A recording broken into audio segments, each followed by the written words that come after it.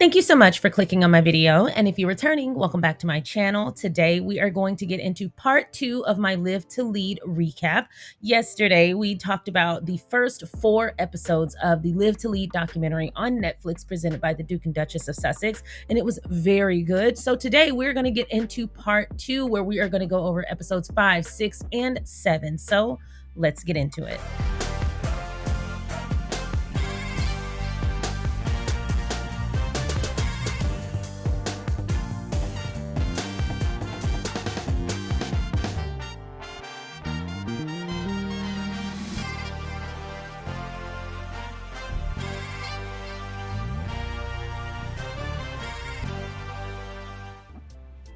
Once again, thank you so much for clicking on my video. If you have not already, feel free to go ahead and like this video, subscribe to my channel, and turn on that notification bell. Since it is the new year, I have a few surprises happening that are going to be changing on the channel. So tomorrow during our live stream, everyone will get to see some of those changes, and I'm really excited about it.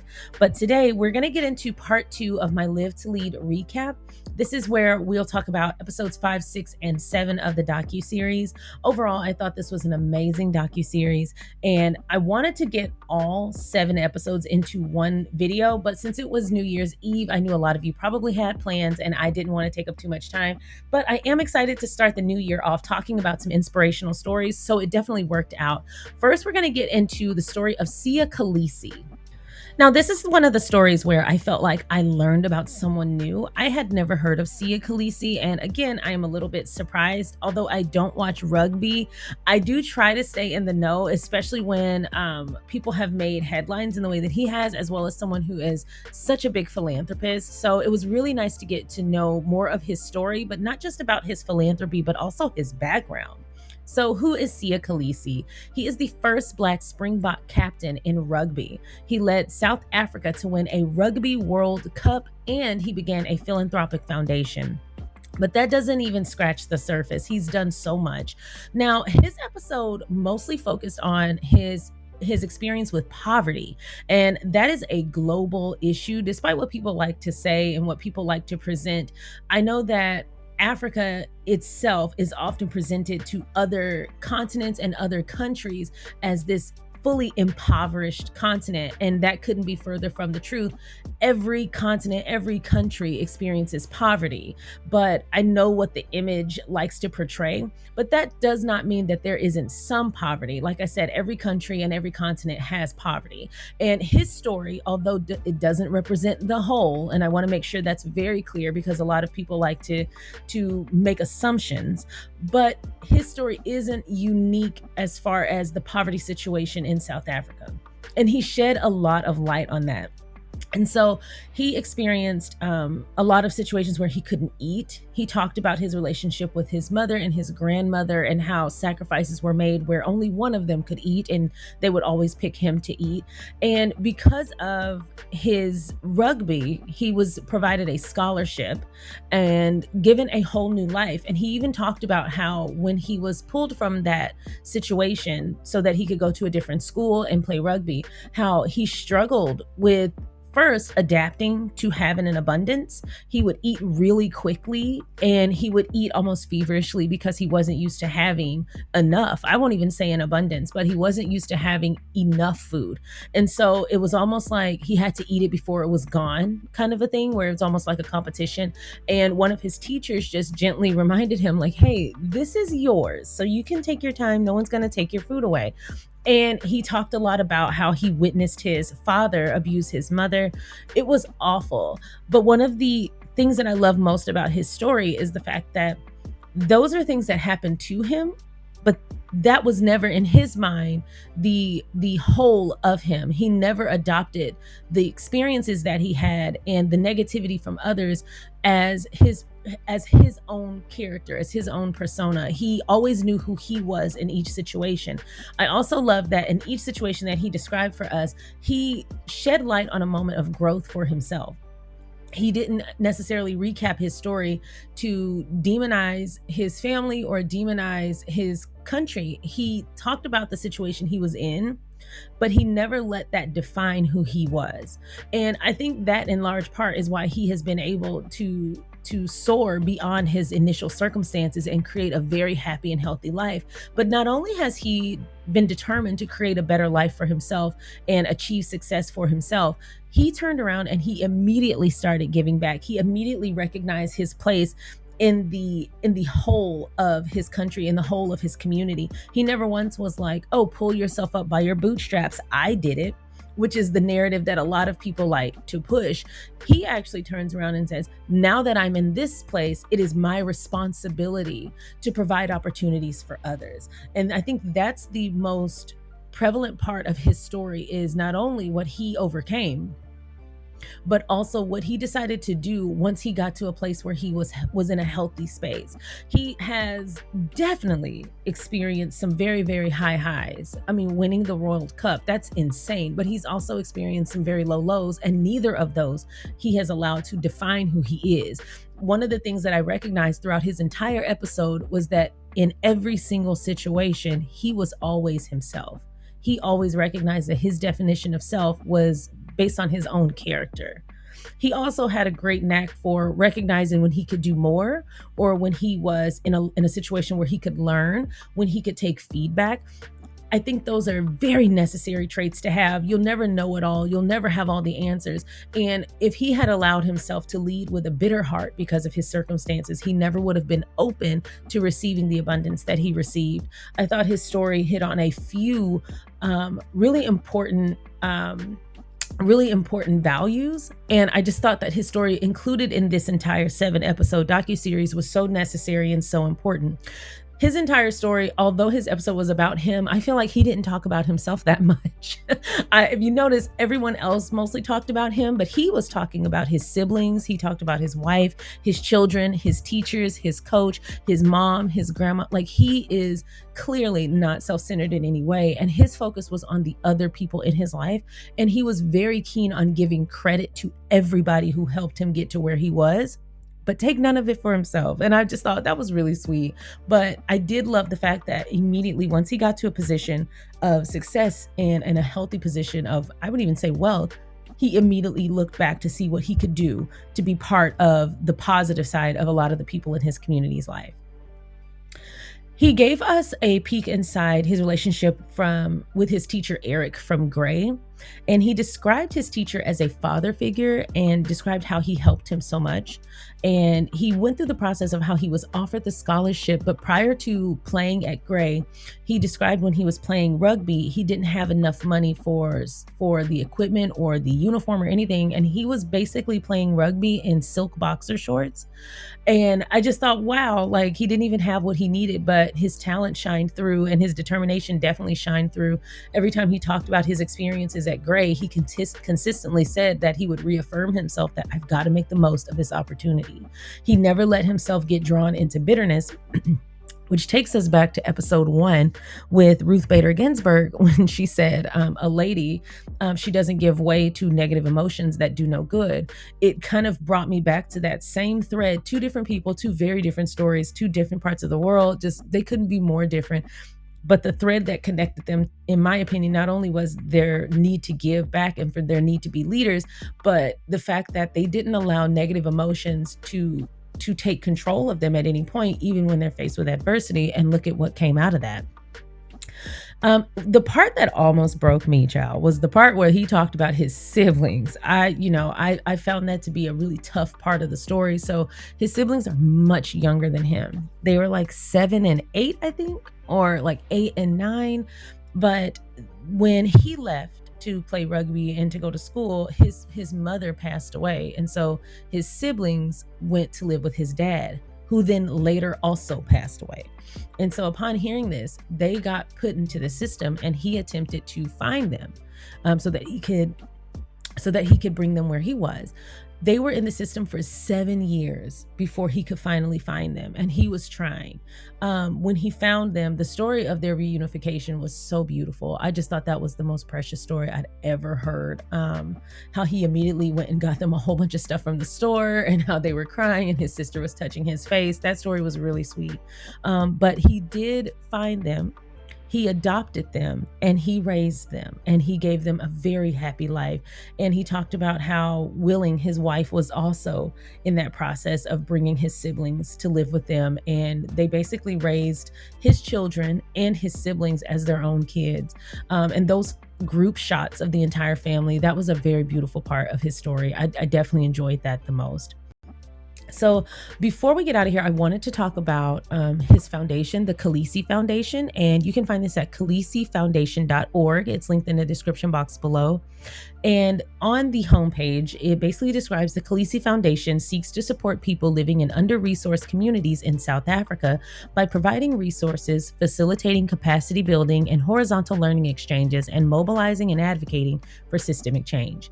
They encourage you to take hands with them to change narratives of inequality by donating, volunteering, collaborating, or partnering with them. Together, you can impact the nation one by one. So I definitely wanted to leave with that because apparently his foundation has done so much good. If you go to their website, you will see all of the impact that they've already had, what they still need to, what they're still attempting to do, some of their goals. So I recommend everyone who wants to get involved to definitely go to khaleesifoundation.org and get involved. Next up, for episode 6, we discussed Gloria Steinem. Now, we have talked about Gloria Steinem a few times on this channel, so it was really great to see her inclusion in this docuseries. I definitely expected her to be involved in some way. I know that she and Meghan have worked together. They have taken on some projects together, and they are also friends. So it was great to see her included on this list. And if you don't know, Gloria Steinem is a journalist, an iconic journalist. She is a feminist activist, and she has been for many, many decades at the forefront of the women's movement. One of my favorite parts of Gloria Steinem's story was when she described realizing that she wanted to do more for the women's movement because she saw someone that she described as a free woman. She saw this woman walking in a very unique outfit. She had on like a cowboy hat and some boots, and she had on like some sort of outfit that just looked kind of out of nowhere. One of the most notable things was that she was walking without a purse, that just kind of like detached from trappings. And Gloria Steinem described seeing her for the first time and thinking, that is the first free woman I've ever seen in my life, and I want to be a free woman too. I thought this was funny because I feel like we've run into characters before. We've all run into characters or people before that have kind of like just struck us because on first glance, they're the oddball out. But then when you look at them closely, it's like they're the ones who get it. They get it. To be different, to stick out, you have to have a certain amount of self-assuredness and confidence. And I love meeting people like that just remind me that you are enough. And as long as you like it, who cares what anyone else thinks? Something she talked about in her activism is this idea that we are linked, but we are not ranked.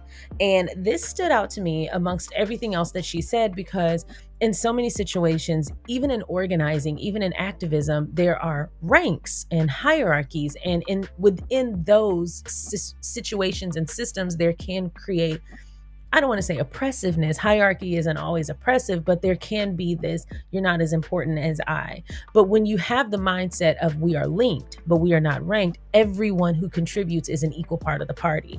And it took me back to one of my very old, but my most consistent management ideologies is we will always sit at a round table. I may be the manager or the director, whatever.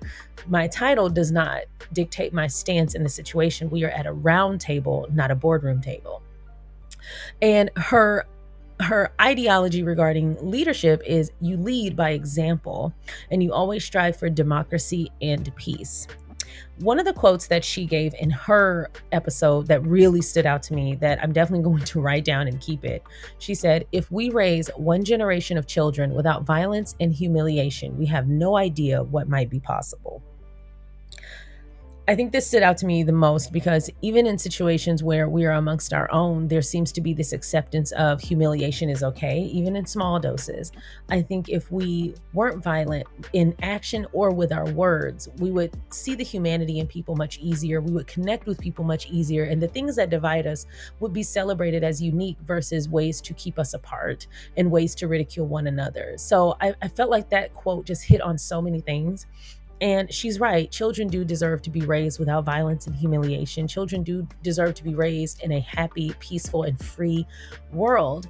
And when she went down her rabbit hole of like just kind of sharing her ideals, sharing her experiences, when she talked about the pendulum, I think that's where I connected the most, because Gloria Steinem, as well as other feminist icons, they can end up getting boxed into this idea that it's a crazy liberal and it's a crazy woman, a man-hating woman, and they get all these really bad tropes, and they're kind of squeezed into this archetype of woman that is not real. That's not a real person. When someone is asking to stop being oppressed, it doesn't mean I want us to switch places. It means I want us to be equal, and we need to be seen as equal. And her description of the pendulum was the perfect example of that. She also mentioned how if there was something that we should be doing that would help the world, she said we need to meet with all five senses, and we need a big fact checking service. And I could not agree more. And the all five senses part, I saw some people had some comments about this, but I think maybe it was misinterpreted. I'm not sure, because with the all five senses, I felt what she meant by that was we don't see people and immediately write them off. We fully experience people before we make a decision about who they are or what they're all about. With all five senses, you get to know someone. You don't just see them and say, oh, I bet this person doesn't belong in this room, or hey, because you are darker, you don't deserve as many opportunities as this person who is lighter, or because you appear to have more money, you deserve all of the opportunity versus that person who looks like they're scrounging through their purse for a couple of pennies. Like, you don't just make a snap judgment on someone because of what your eyes tell you. And honestly, the eyes are only the window. The decision that you make about them is based on your value system and your own personal biases and stereotypes that you feed into. So if you see someone and immediately make a decision about them, that means you need to do some rewiring when it comes to your own biases. But yes, I completely agree. Meet people with all five senses. Don't just immediately write them off because of one or two things. Get to know people and see what we can do together versus immediately separating and dividing. And that big fact checking service, I could not agree more. I feel like nearly every single episode so far has talked about the harm of misinformation and intentional disinformation. We definitely need more fact checking services. That's why, and I won't go back into it, but that's why the entire situation with Joanne Weiss, that is why I was as passionate about that as I was, because no, she was not just trolling. She was not just tweeting, although tweeting what she said was still bad enough. The fact that she was able to publish that in a publication with a real platform that has a standing in media that will reach so many people, that kind of misinformation, that kind of rhetoric, it influences people, and it's extremely dangerous. So that's why I felt so different about her doing what she did versus her just being a troll in the comments. Listen, trolls happen every day. Do y'all know how many times a week I get called fat? Do you know how many times a week I get called stupid, or I have to clean out messages about, or clean out my comments from people talking about Harry and Meghan and Obama and Michelle? Like, people, whatever I say about anyone who's doing good, I know that there is a certain amount of attention I'm going to get from a certain type of group. I disregard it. I don't even highlight it. I ignore them because those are trolls. But when you have a platform and you are intentionally or unintentionally, whatever, the harm is going to be done either way. When you are putting out misinformation and disinformation, and either you're intentionally being elusive or you're intentionally being shady or whatever, or you just didn't take the time to make sure what you said was correct, both are equally harmful. Their impact is equally harmful, regardless of your motivation and intent. It just so happens that I recognized Joanna Weiss's intent was extremely nefarious, and I was glad to call it out. So Gloria Steinem spoke a lot about authenticity. One of her quotes about authenticity that I loved the most was, quote, "Whatever it is that we're doing, we're going to fuck it up. And that's okay. We just have to be able to say we're sorry and move on. We should value spontaneity over reputation, our legacy even over just the ability to be our authentic selves in the moment is so valuable and so important.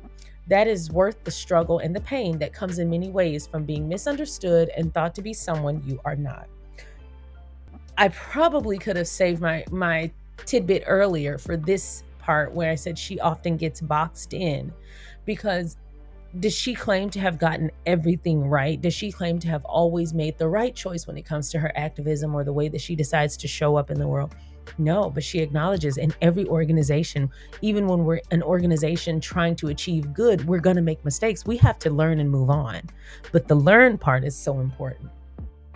Another quote that she had was, quote, "So often I say to women, look, the golden rule is great, written by smart guy for guys. Do unto others as you would have done unto you.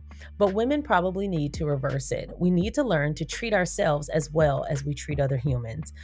And that's where it begins. That who do you think you are? Because there is an expectation of women to always be more empathetic than the group, to always be subservient to the group. I can't tell you how many times, as the only woman in the room, I've been asked to take notes. Like, there is just this underlying, well, you understand what it is to be nurturing, or at least you should, or you understand what it is to be selfless, or at least you should. And that responsibility of giving up oneself for the greater good of the whole, while also not being met with that same type of energy, that is damaging. And we've internalized that. I can't tell you how many times I've been called mean for simply asserting a very simple boundary here or there. And it's just a reminder that there is so much work that needs to be done. Misogyny is not just a man problem. There are plenty of women with internalized misogyny. And they have this belief that, well, I had to suffer, so you should. Or it's a woman's place to bow to her husband. When I tell you, I have had so many people over the last 10 years have such an issue with the fact that my husband and I operate and we treat each other as equals, versus him being the leader of the household. We lead our household together, and it's just never been a thing for us. And that might have a lot more to do with the generation we were born into, but I can tell you this. More often than not, I have had to either deal with an eye roll or a scoff, or had to defend it. And then at some point, I just got to a place where I was just like, well, you can think what you want to think. I do not care. But there is internalized misogyny in women and men. It's not just a man problem, but it definitely needs to stop. And her last quote that I wanted to include was this one. Quote, "I think age segregation is as terrible as any other kind of segregation. If you're old, you have hope because you remember when it was worse. And if you're young, you're mad as hell because it should be better. So you need both things." This one, I felt like Greta Thunberg popped back in my head, because she was like, I shouldn't have to be doing this work. And she is 100% right. It's interesting to see two different people from two different generations, from two different periods of time, having that same thread of thought. They shouldn't have to be dealing with this. But I love the fact that Gloria Steinem is not gating or gatekeeping activism. Oh, what do you know? You're young. What do you know? You're too young. What do you know? You haven't been through anything. What do you know? Things were worse when I was in it. She doesn't operate with this level of, you didn't survive the worst of it like I did, so I don't see you. She has and all activists and anyone in any group needs to have this mindset of, everyone has something to contribute, and we don't need to see your experience to understand and empathize with you, but there's still work that needs to be done. I can't tell you how many times, even when it comes to parenting, where I've heard parents say things like, y'all didn't have it as bad as us, so you can't say you had it bad. And that is very harmful. That's extremely harmful, because there are so many different types of toxic and so many different types of dangerous situations. There's a million and one ways a household could be unfit. And to say that, well, because we didn't have running water sometimes, or we lived in poverty, it means that it was worse than you because you were getting physically attacked or molested or what have you. My life was worse, and you don't have a right to share your story, or you don't have a right to be angry on your own behalf. You don't have a right to feel like you deserve better. That is gatekeeping your own experience. Well, that's gatekeeping abuse, and that's oppressing the victim. And in my opinion, you're part of the problem too. Just because you survived something doesn't mean that you're the only person who can speak on a bad experience. You're the only person who can share your experience and be valued as a survivor. There are many different types of survivor. And yes, some could be deemed as worse, but I actually don't do that. I deem things as different. And some people's experience, although you may have the exact same experience, will affect them in a different way. So you don't have the right to silence others just because your experience was different, which we talked about that before when it comes to the different types of racial abuse and the different types of racism and colorism. You don't get to silence other people's oppression or silence other people who are oppressed because you deem yours worse. As a matter of fact, I think that's more of an indicator that more needs to be done. And so instead of gatekeeping, I think it's imperative to push these issues to the forefront and work together to fight for them.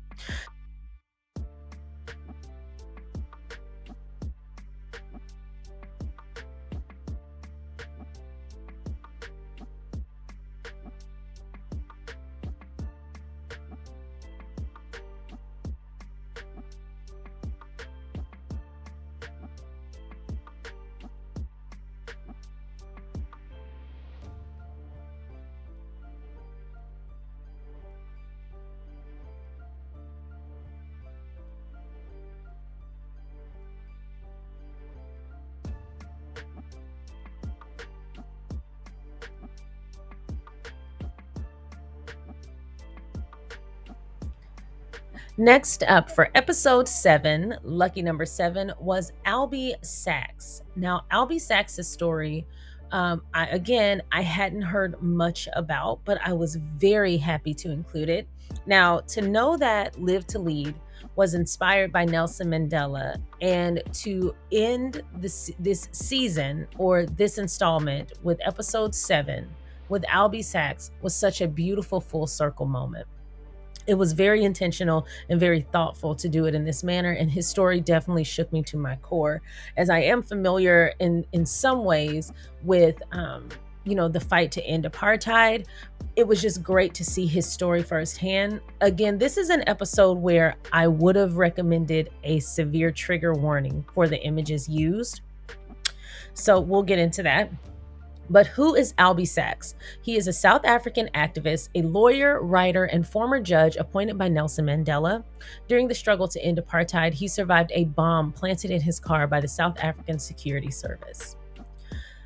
He opens this up with sharing with us his experience as a 6-year-old kid and his first report card saying Albie is a dreamy boy. And he said that he is still currently a dreamy boy. He would still consider himself to be dreamy. He still sees himself fighting for things to be as idyllic as possible, to be as fair and just as possible. And I just thought, what a great way to open this up, especially when we already know at least a little bit of what he experienced. During his time as a judge, he obtained the reputation as the conscience of the court. And I think that's very fitting once you hear more about his story. So Albie walked us through the injustices that were perpetrated against Black people during apartheid. And yes, I have learned about apartheid. I have heard so many things. I've even met some South African people who were not happy about the end of apartheid. I kid you not, I worked with someone in Orlando a couple of years ago who consistently complained about the things that happened to her and her other white peers once apartheid ended.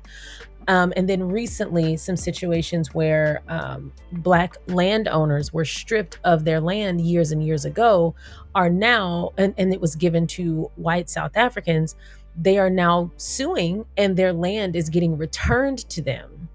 And she was like going off on this tirade about, well, these families have now built a life on this land. They had no idea it was stolen. It's not fair to uproot them.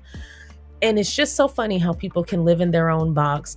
And so even just having that very small experience with a person from South Africa who was opposed to the end of apartheid and opposed to the rights, the equal rights of and just experiences of Black people, it was just shocking. I can't imagine living within it. She as one person was enough for me. I was just kind of like, how are you existing in America? How have you not gotten your block knocked off? Because she so freely shared these ideals and she so consistently got reprimanded for sharing them at work, but never fired, because of course. But just having that experience gave me insight into what type of people lived there and resonated with that kind of ideology. And I can't imagine being surrounded by them, especially back then.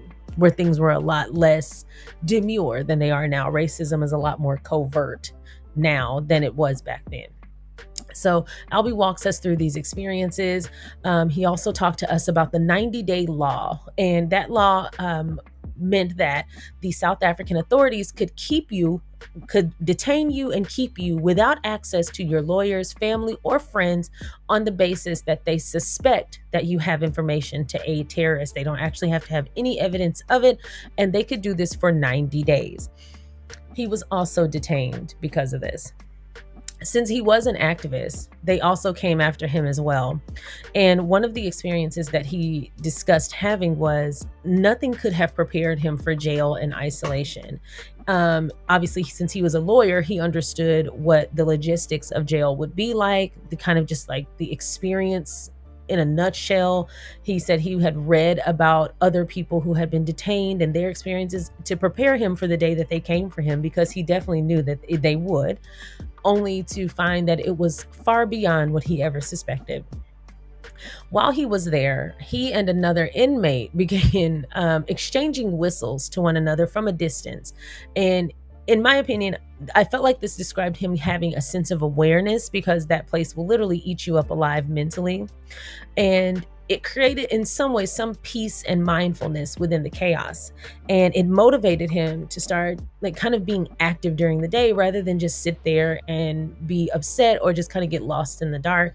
He started working out. He started just kind of making his time there useful and marking time. And then these whistling with him and the other inmate, it would kind of drown out the noise and the chaos. And it was just essentially just those two in the room. And what a great way to connect with the other human in the room. Now, everyone there obviously is human, but it's just that human action of just, I see you and you see me, and just connecting in that way. I thought that was such a beautiful story of, especially of mindfulness, but also human connection. So he talked about, because he worked to end apartheid, he knew that at some point he would be pursued by those who were attempting to continue to keep apartheid in place. And one of the quotes that he said was, quote, "If they come for me today, I will be brave. They came for me and I survived." So he shared this quote after we get the details of the car bombing that he survived. And when I say barely, he definitely barely survived. And he even talks about his awareness after being bombed. And when they were taking him to safety, he didn't know who was taking him, and he thought he was being detained again. And he was just like, "Leave me here to die here." And he talked about how every day when you do the type of work that he does, you know that at some point the day will be your day. And instead of being sad that he got bombed, he was so happy that not only did he survive, but he was able to get back to work. So I'm telling you, his story just, it pushed every little emotional button in my body. He also talked about how he found joy in the process of his recovery after the bombing and learning to walk again. He described feeling like he was a baby, learning to walk again. And when I tell you, this was one of those moments where I recognized the dreamy boy that he described. I just was like, you are dreamy in the best way possible. So he tells us about how once Nelson Mandela was released, he created the Truth and Reconciliation Commission, and it was established to investigate human rights abuses through public hearings as a way for South Africa to heal after apartheid. And Albie, who has been released and has healed from his bombing, and he's on the mend, he meets the man who set the car bomb on his car. Right before his hearing, this man asked to see and meet Albie. And as he's telling, essentially like excusing his actions to Albie, but he's talking about how he moved up in the army and that's all he ever wanted to do, and it was just him doing his job. He was surprised that Albie treated him with kindness. Later, he ran into this man at a party, and the man came back over. And he was saying how he always just wanted to, at some point, acknowledge that if one day you just shook my hand, it would mean the world to me. Because he was obviously riddled with guilt. And Albie shook his hand right then and there. And the story goes that he left the party right away and cried for days. So it's clear that he was following orders, But humanely, this isn't something that he would have wanted to do. I am on the fence with that story, but since it's Albie's experience and not mine, I will ride the tide with whatever Albie's experience was. The fact that Albie felt like this person deserved forgiveness, the fact that he felt like this person wouldn't have normally done this under circumstances, and that if he could just create more peace in the world, then that was the goal. I was very impressed by that. And so I'll roll with his thought, because when Albie was talking about, someone said they left him a note on his bed when he was in recovery and said, we'll get them back for doing this to you. We'll avenge you. And he was just like, no, if we're in an eye for an eye, tooth for a tooth state of mindset, we're not actually achieving what we're fighting for. We're just making it worse. So don't avenge me. The avenging would mean to make things better so that things like this stop happening. And so he said that his goal, of course, was for restorative justice, different form of accountability. He felt like by having that man meet him and connect with the human side of him, to feel the guilt of what he did, but to make the change mentally so that he doesn't do this again, that was the justice that he wanted. And he said by moving forward with restorative justice, we're now starting to live in the same country. And for me, that is the miracle. That's miraculous. So I felt like, wow, I'm tuned in to Albie Sachs. I'm definitely going to pick up his writings and kind of just get more in depth about his story. He definitely intrigued me, especially with this next quote. One of his quotes was, "For me, conscience is number one. It comes before bread, before speech, before rights. Conscience, it's the core thing of who you are. And if you like the gyroscope inside of you that centers you and that enables you to live with a significant virtue, not because you're obeying commandments and going through rituals, because something inside is correct. It's right. It fits in with all those things that have made you feel human and a person of dignity, of courage, and style, and bravura and imagination, and all those things that are lovely and nice about a person. All of them radiate around that. And I found it hard to lie, even to the security police. Even then, I found it hard because it was violating something inside of me. Face the truth no matter the consequences." I found this quote to be very impactful because I don't really talk about religion on my channel for a very clear reason, but I will talk about a moral compass. And this is what I'm talking about. Religious rituals can't replace a moral compass, virtues, and a value system. If anything, your religious and spiritual practice should align with those things, and that should help you to be and become the best person you can possibly be, because it is your moral code. But so many people like to go through the motions of religion and go through the motions of looking spiritual or saying the right thing, but the core isn't matching. The value system isn't matching. The moral compass isn't matching. And I was happy that he talked about this of, it's not just obeying commandments, it's about the moral compass. Like, some things shouldn't have to be a command for you to not feel are right or wrong. Like, some of this should be intrinsically in tune with who you are as a person, and your value system and your moral code are the things that you should be the most aligned with. Not looking the part, but being the part, and being for world peace and being the best part of humanity that you can possibly be. So I found that quote to be, it resonated with me a lot because I talk about it consistently, especially having grown up in the church and having gone to a Christian college and having met people who, I could just tell they were just good people. Their value system, their moral code, they were just good people, wouldn't hurt a fly, would always just do what's best for humanity at large. And then there were people, even people who were high up, who looked the part and said the things, but you could tell that that's not what they were aligned with. It was all for show. And I think that type of person is probably, if I'm one to pass judgment, which I'm not, but is probably my least type of person, is because you know what should be done. You know what is right, and you're choosing to look like you're doing right. But inside, even though you know it's wrong, you're maintaining that frayed moral compass and that frayed way of thinking and operating and that frayed value system. So if you take anything that's meant for good and manipulate it, to skate by, to get away with things, to be nefarious and covertly. I think that's the worst type of human being. And so I'm glad that Albie Sachs focused on the moral compass and the value system and the sense of virtue of it all. His next quote that definitely resonated with me was, "Live your life for yourself. Don't even model yourself on Albie Sachs, who's speaking to you about how to live your life. Model yourself on yourself. In that sense, don't follow your dreams. Follow your life, and your dreams will follow. Explore and allow it to take chances and risks, and not to always go the well-traveled road." And he even talked about, once you've traveled the well-traveled road, or once you've traveled the not so well traveled road, or the path that is unpaved, you will often find that the difficulties helped you to become a better person. And I think that's great. We set goals and we'll cater our life to reaching our goals.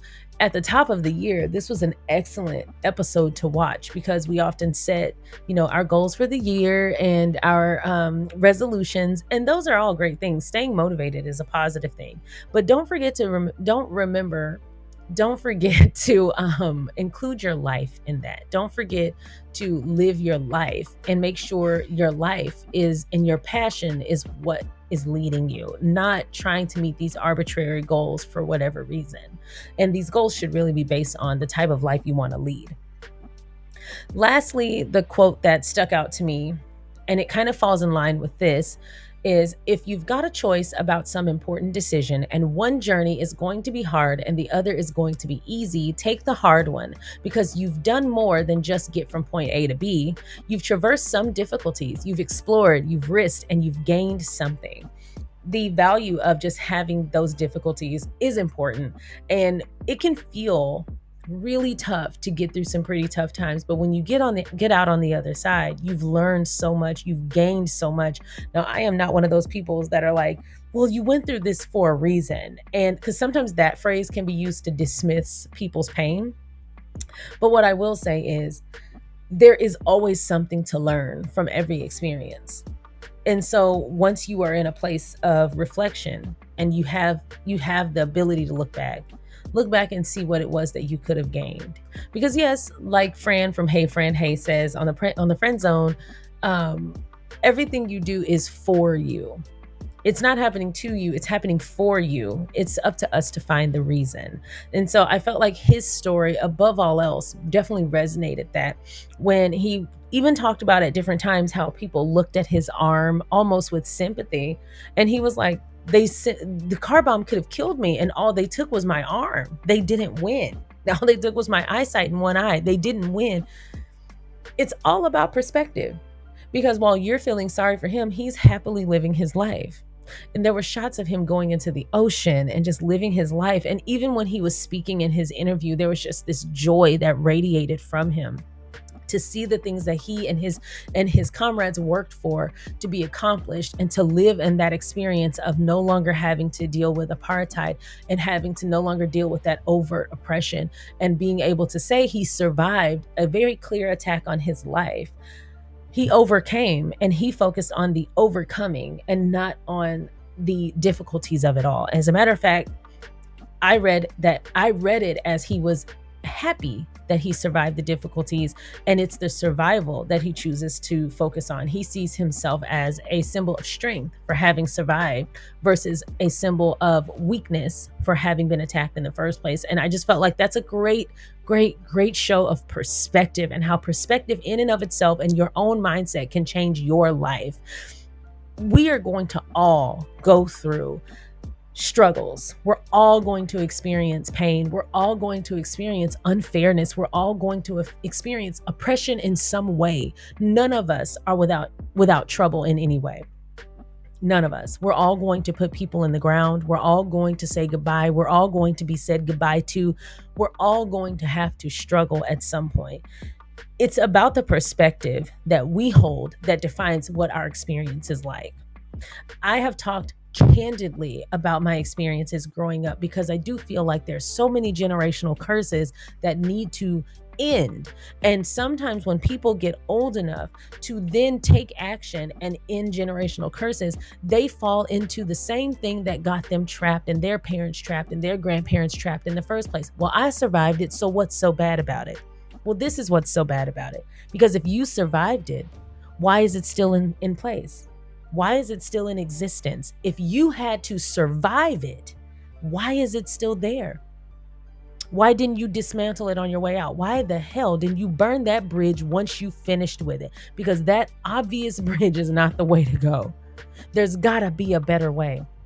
Why didn't you build a better bridge on your way out? Why didn't you build a better course on your way out? Why didn't you pave a new path that was better for everyone following you on your way out? Why are you still perpetuating the same dangerous ideologies and behaviors that oppressed you?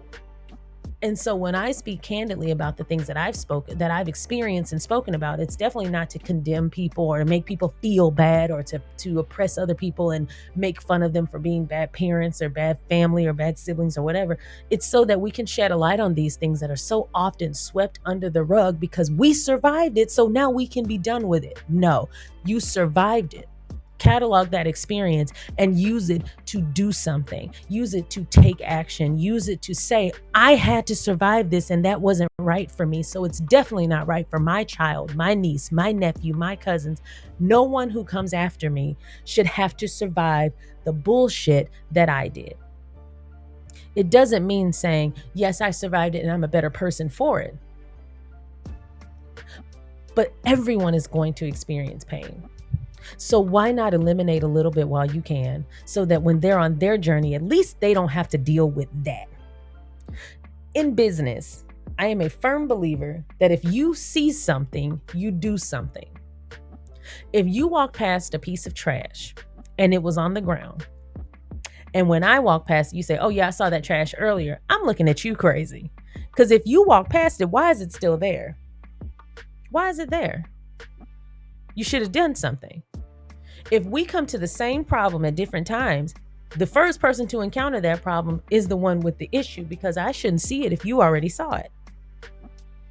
If I come in and I say, I've been working out this issue and I'm going to do something about it, and then the next person comes and says, well, I encountered the same issue, something needs to be done about it, I'm the one with the problem. I saw it. I should have done something. I should start working on it. I should have brought awareness to it. I should have taken action. So if you survive something, it doesn't mean to let it stay in place so that other people can survive. It's not some kind of badge of honor to say, oh, well, I survived generational curses and I survived family abuse and I survived. That's not a badge of honor, because you didn't deserve that. And that shouldn't have been your story. Now, it doesn't mean to be sad about it or to self-loathe or to identify who you are based on what other people have done to you. You know, I've said that this entire video is you are not the culmination of things that have been done to you. You are who you are based on your own character and your own experiences and your own perspective. You define you. But what I will say is, wouldn't it have been great if someone who experienced the same thing you experienced had done something about it before it got to you? Because you're going to have your own struggles. There's no reason for us to have to repeat struggles generation after generation after generation. That's like saying, well, if I had to be po, you had to be po, because it ain't fair for me to be po and then you don't have to be po. That's not. Don't you want to make things better for the next people? Don't you want to make things better for the next group? Like I said, whether or not they're repeating the same struggles you had, everyone is going to have struggles. So if you have the opportunity to overcome something, take action, turn around and dismantle the oppressive system that you managed to get out of, because everybody doesn't survive it. And if you had the ability to improve the survival rate, why not? Why not do something about it? So those are my thoughts on Live to Lead, episodes 5, 6, and 7. And this completes my recap of Live to Lead, the docuseries on Netflix presented by the Duke and Duchess of Sussex. I thought this was one heck of a way to end 2022 and get us geared up for an amazing, successful 2023. There is so much that we can do. There's so much that we can be part of. And one of the things that I love that this docuseries highlighted for me, and hopefully for everyone else, no matter what stage of life you are in, no matter what stage of success you're in, no matter what your journey has been, is like, or will be like, there is always something you can do to help. There is always something you can do to uplift. And there is always something you can do to be part of the space for change. If we all got involved, imagine what the world would be like. Imagine what the world would be like. So this docuseries was geniusly placed on the last day of the year because yes, I have my resolutions all listed. You guys know what my goals of this year are. I definitely want to hit 25K this year for subscribers. I definitely want to build up my podcast, which my podcast will be dropping again on Wednesday for this next season. It has had a complete facelift, complete overhaul. We've definitely done some voting on what kind of content you guys want to hear on the podcast versus on the YouTube. And I have some really cool things coming. So those are all great and all, but this was great because at the end of the day, if your goals and your resolutions only include you, I feel like that's short-sighted. And this was a great kick in the rear and a great reminder that there is always so much that can be done. Every bit helps. So give what you can to making the world a better place. Give your time, give your energy, give your resources, give your input, give your elevation. If you have a platform, elevate those stories of those issues that you care about. Elevate the space so that more people can be influenced and more people can be enlightened on the issues that are facing the world and what we can do to get involved and get the help. So many of these, not only these people, but so many of these stories and so many of these issues would not have been highlighted. And so many people would have not known about so much of the information provided in this docuseries had the Duke and Duchess of Sussex not used their massive platform to shed light. And so if you're looking at us, let us show you what we're looking at. And that's exactly what this docuseries accomplished. It was extremely well done. I thought the quality was amazing. I will say, my criticism for Netflix is that episodes 3 and episode 7 should have had a trigger warning for the images, for the extremely violent images that we saw. I felt like, yes, we do need to know the what's going on for real. We don't need things to be fluff pieces, but I do think it's up to each person to determine what they're able to withstand for that day. And trigger warnings and warnings help us to properly assess the type of content that we take in to make sure that we're in the right mental headspace to allow that in that day. And so that's why I wanted to make sure anybody who watches my recap first, that you knew that episodes 3 and episode 7 probably needed a trigger warning. And I think that would have made for a better viewing experience. And Netflix definitely should have provided that. So what are your thoughts on episodes 5, 6, and 7? Did you know of each of these people? What did you take away from their stories? I definitely want to hear your perspective. So feel free to light up the live chat or the comment section.